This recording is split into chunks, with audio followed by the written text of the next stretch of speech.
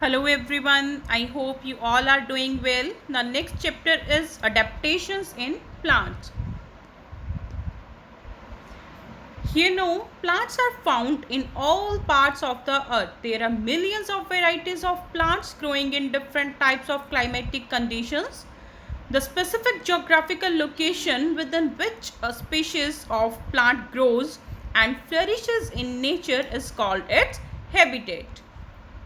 For example, lotus grow in muddy water while rose grows on land. Plant habitat can be of two types. Terrestrial habitat, or that is we can say land habitat. Land habitat is known as terrestrial habitat. Some types of terrestrial habitats are mountains, deserts, plains, etc. Second is aquatic habitats. Aquatic habitat is water habitat. For example, freshwater, marine water, these are the two aquatic habitats. Now, adaptations. Have you ever wondered why does a cactus plant have thorns while a pea plant doesn't?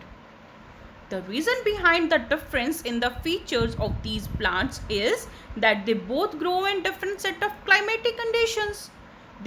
The changes or the modifications which help a plant to grow to survive in a particular geographic or climatic condition is known as are called the adaptations. The modification help in increasing the chances of survival of the specific plant variety. Adaptations are determined by several factors like rainfall, temperature, humidity, terrain, and soil. Amazing fact, eucalyptus trees are well adapted to survive forest fire. Their seeds germinate when triggered by the heat of the fire. Terrestrial plants. Terrestrial plants are the plants that grow on land.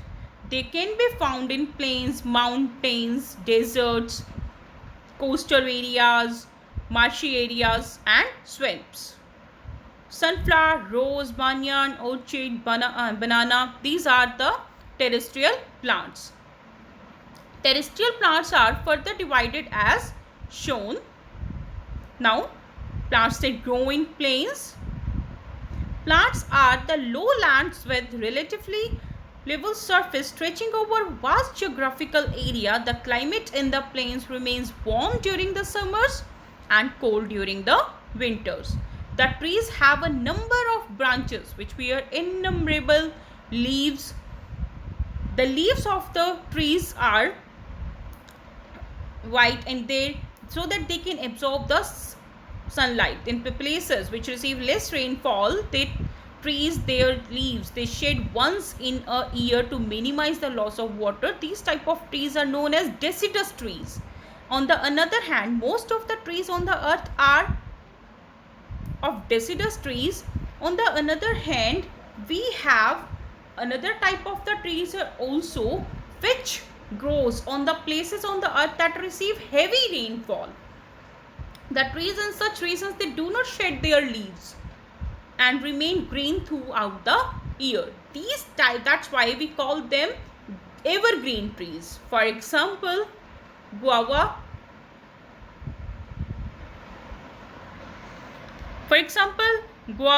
Sal, rubber, jackfruit, these are few examples of evergreen. The giant redwood trees are the tallest trees in the world. Their height helps them to gain adequate sunlight for photosynthesis.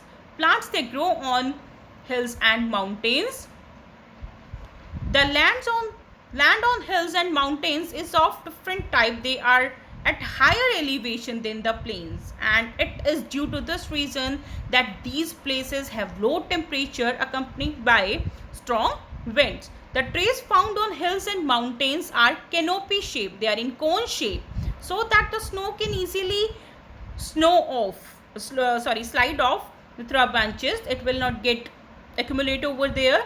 And the thick bark of stem and present, they have cones to protect the seed. They have cones instead of the seeds. The leaves are needle shaped. The thick waxy coating on them to reduce less water. The evergreen trees, they'll help them to prepare food throughout the year. Few examples are pine, spruce, oak, maple. Next is plant that grows in deserts. Deserts are the regions that have scarcity of water due to low rainfall. They are very dry. Cactus, prickly babool,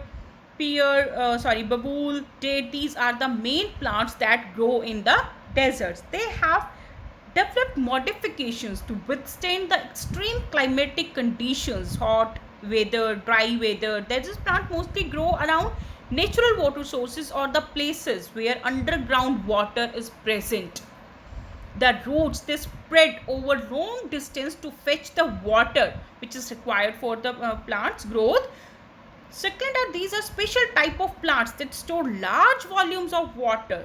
Aloe vera is also one type of succulent plant that have spongy leaves with stored water inside. The leaf structure of desert plant are coated by a waxy layer and they have thorns on them to prevent the water loss. Some plants have become dormant to survive in the dry weather.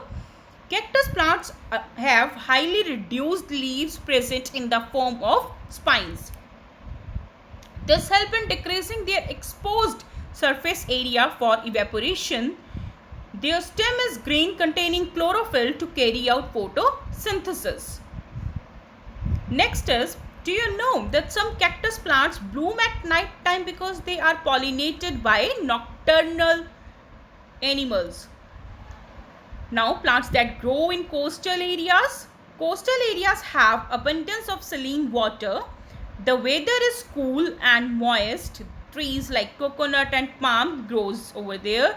They are of the evergreen type and do not have to shed their leaves throughout the year. The stems of the trees are strong and flexible to hold off strong winds.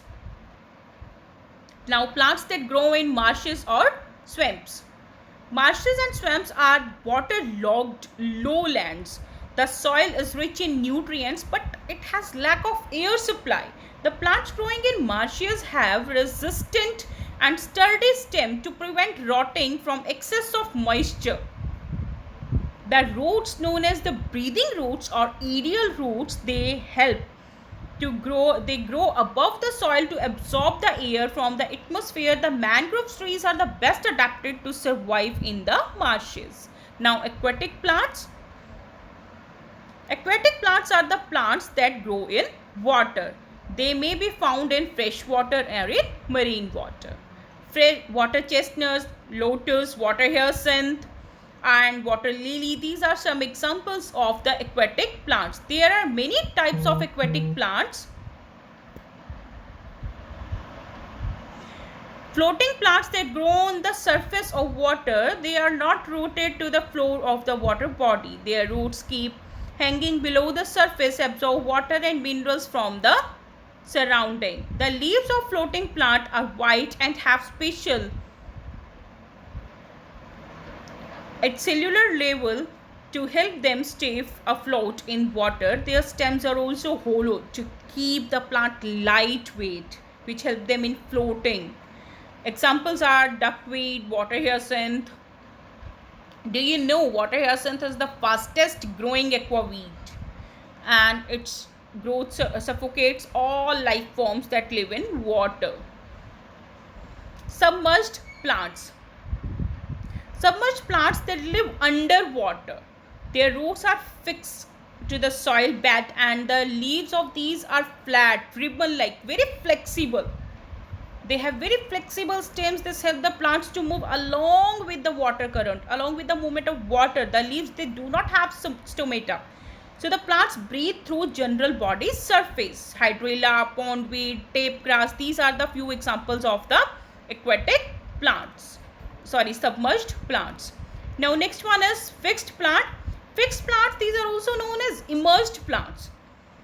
They have their roots fixed to the soil of the pond while their leaves, they float on the surface of water. The stem, it grows in the water so that the leaves and the flowers are blown to the plant. They are also hollow, strong and flexible to withstand the water current. Lotus, water lily. These are few examples. Insectivorous plants. Insectivorous plants are the plants that feed on insects. They grow in the places where soil lacks nitrogen and other minerals. So they capture and feed on small insects and flies. Each variety of insectivorous plant has a special mechanism of trapping the insects. They are generally very bright colored and produce nectar and sing to attract their prey. In Venus flytrap, the leaves are modified into hinged traps and highly sensitive hair on the edges. As soon as an insect lands on the leaf, the trap closes and the hair prevents it from escaping. The plant releases digestive juices to break down the prey and absorb all necessary nutrients.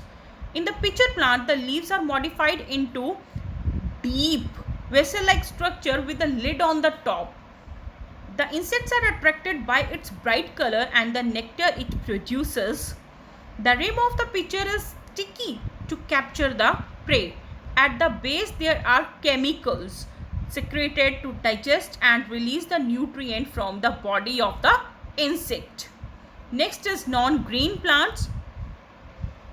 There are also few plants in the nature which differ from the basic properties of their class. They are known as non-green plants. They do not have chlorophyll. That's why their color is not green. They do not have green color, and so they cannot prepare their food by the process of photosynthesis. These are of two types, saprophytic and parasitic. Okay, thank you everyone. This was all about this chapter.